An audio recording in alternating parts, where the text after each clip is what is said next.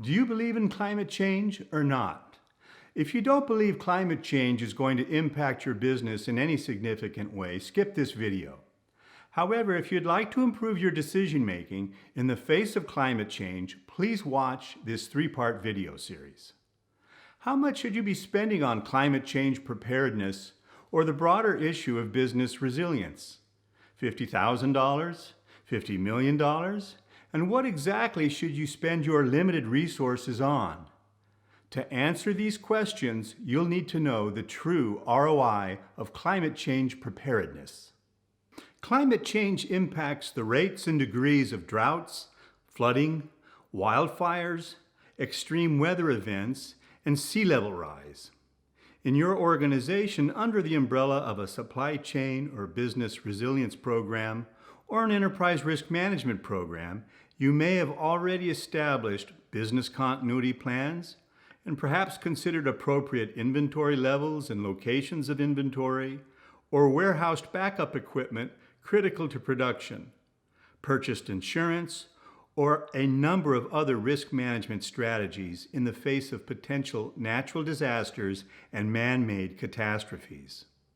According to the latest report from the CDP, an international nonprofit that works with companies to disclose the risks and opportunities that climate change could create for their businesses, many of the world's biggest companies are bracing for the possibility that climate change could significantly impact their bottom lines within the next 5 years.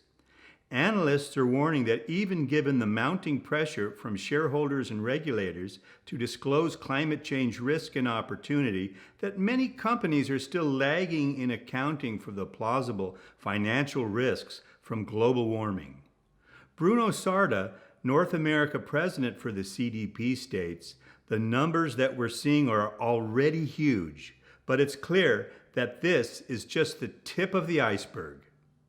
The current practices of corporate valuation of climate change preparedness or business resilience projects fall short of informing the CFO of the benefit and value of such initiatives. The valuation of climate change preparedness or business resilience must answer both the question of what happens if we make the investment, that is, what is the long-term enterprise value created or protected if the investment is made, and the often underaddressed or unaddressed second question of what happens if we do not make the investment. That is, what is the amount of corporate value at risk if the investment is not made? To measure the ROI of climate change preparedness spending or any other risk management spending, we must consistently quantify the answers to both of these questions. Like all corporate decision support analytics, this must be done credibly and efficiently using the best available information. We look to data to inform our decisions. Data, by nature, is historical information, and the accuracy of predictive models is always up for debate.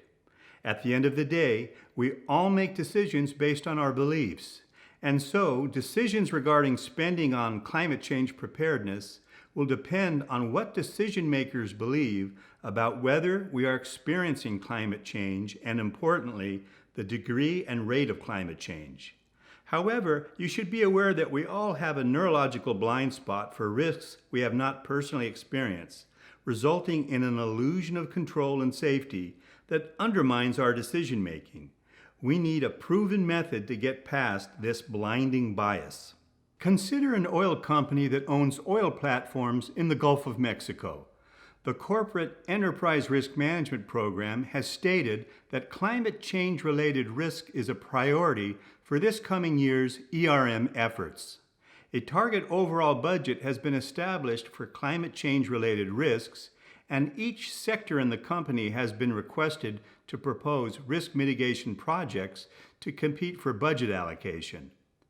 Exploration and production executives at the company are contemplating retrofitting many of the oil platforms to protect against damage from hurricanes, and they would like to prioritize these projects based on enterprise return on investment, one of the measures required by the Enterprise Risk Management Program.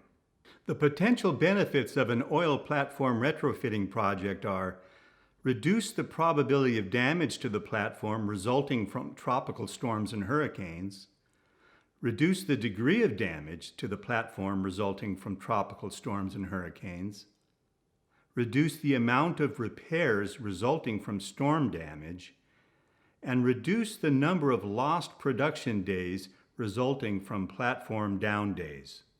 Notice there's no mention of oil spills in this list. I'll address this in a few moments. As an example, consider oil platform number 7.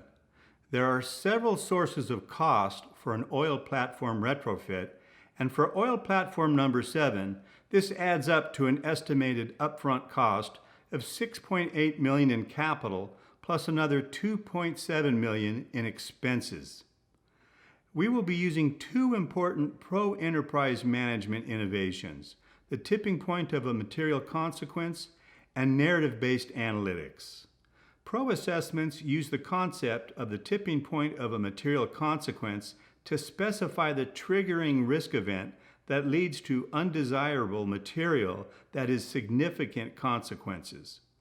Regarding the investment in oil platform retrofits, a material consequence they are concerned with is hurricane damage to any one of their oil platforms, resulting in extended platform downtime, which for these executives means 10 or more days.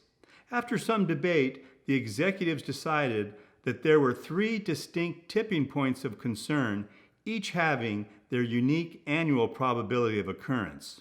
The first being hurricane damage to an oil platform resulting in extended downtime that is repairable without an oil spill.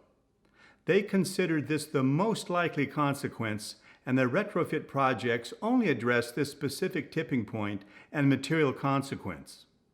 The second tipping point being hurricane damage to an oil platform resulting in destruction of the oil platform without an oil spill. The retrofit projects do little to mitigate platform destruction.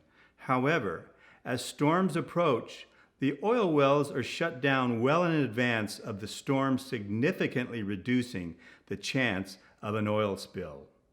And a third distinct tipping point being hurricane damage to an oil platform resulting in destruction of the oil platform and an oil spill. Once again, the retrofit projects do little to mitigate this tipping point and material consequences. Now, we could consider other risk mitigating strategies and investments that potentially could impact any one or more of these tipping points, but the investment under investigation is only relevant to the first tipping point. Watch part 2 of this video series to understand how narrative-based analytics can be used to determine the true return on investment for climate change preparedness. Contact us and apply pro-enterprise management analytics to determine your best value climate change preparedness plan or business resilience investments. For more information, check out our website and pick up a copy of my latest book, Problem, Risk, and Opportunity: Enterprise Management.